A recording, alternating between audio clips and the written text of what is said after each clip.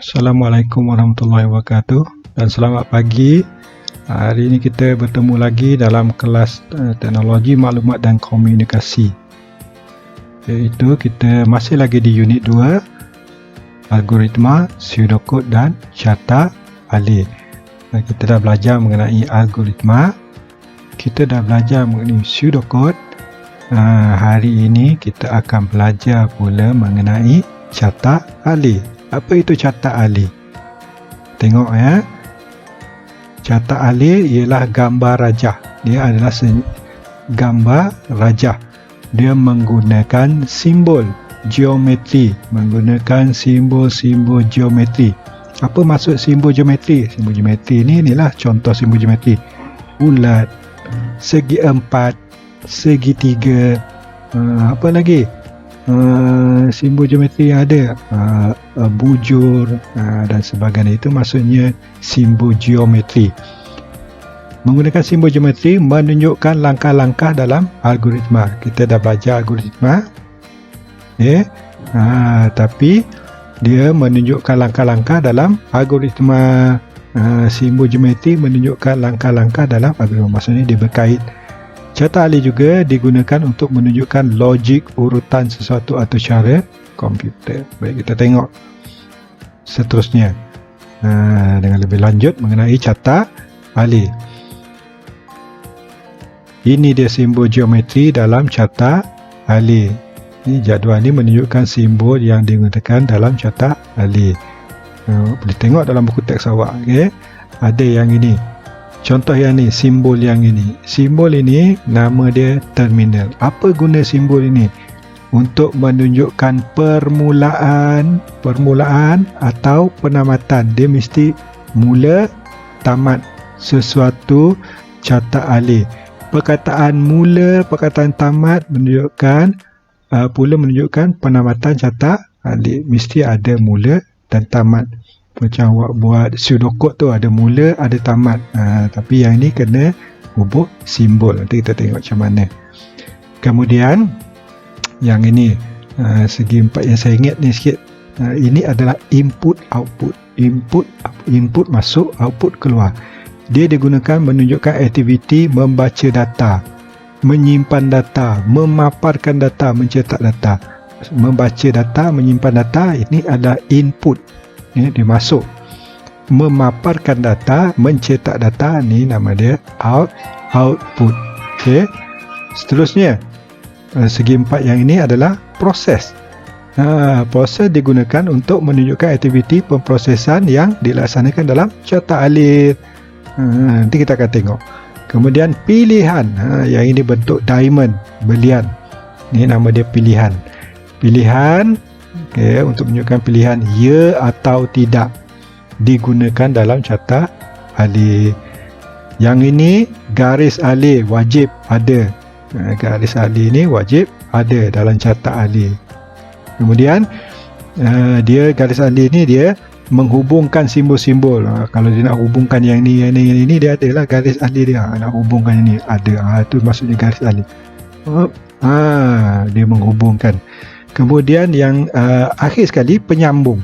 Penyambung ni untuk menunjukkan carta alih disambung dari bahagian yang lain. Ada penyambung dia bulat je. Kita tengok macam mana rupa dia. Baik. Ini adalah rupa satu contoh carta alih. Carta alih yang ada di sebuah klinik kesihatan. Kalau awak pergi klinik kesihatan mesti ada macam ni rupa dia. Carta alih.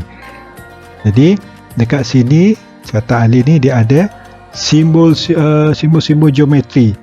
Yang ini simbol geometri yang ini kita baru belajar tadi. Yang ni kalau dia mesti ada mula. Apa tadi?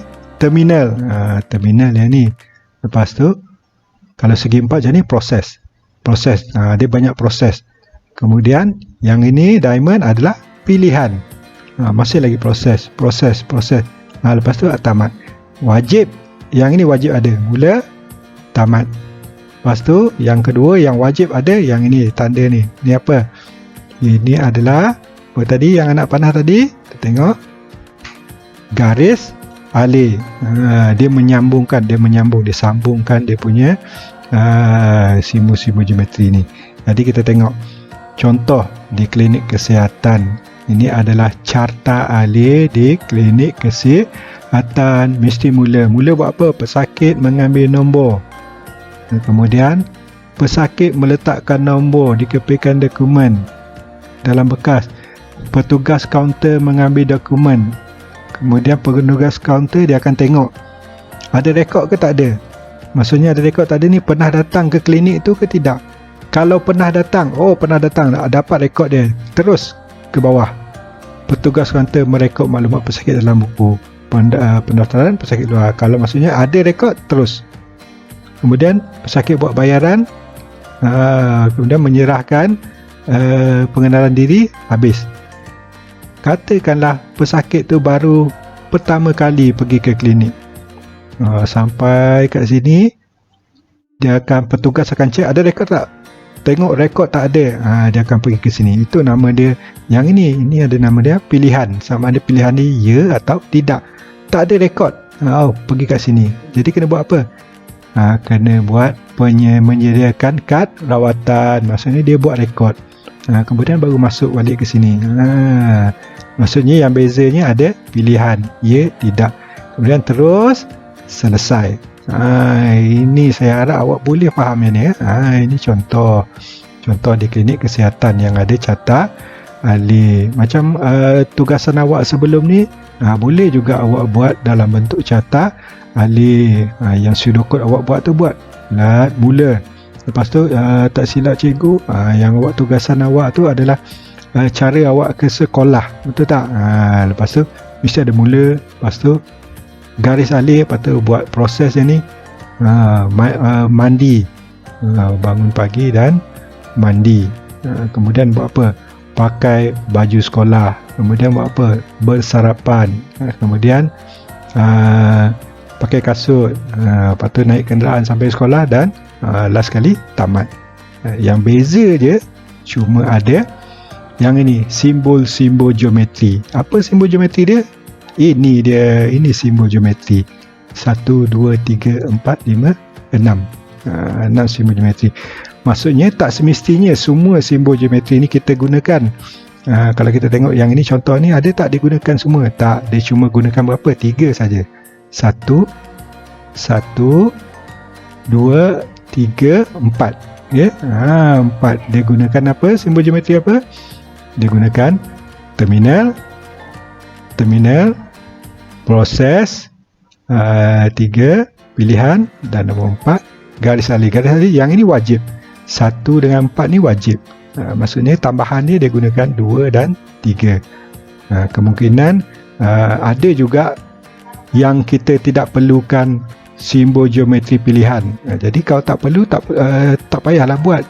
Mungkin kita perlukan proses saja. So proses sampai selesai. Itu pun boleh, tak ada masalah. Ya. Baik. Jadi tugasan awak pada hari ini, saya nak awak buat, ya. Saya nak awak buat yang ini. Yang ini awak buka muka teks, muka surat 24. Ini adalah satu proses apa ni? Langkah-langkah membeli makanan di kantin.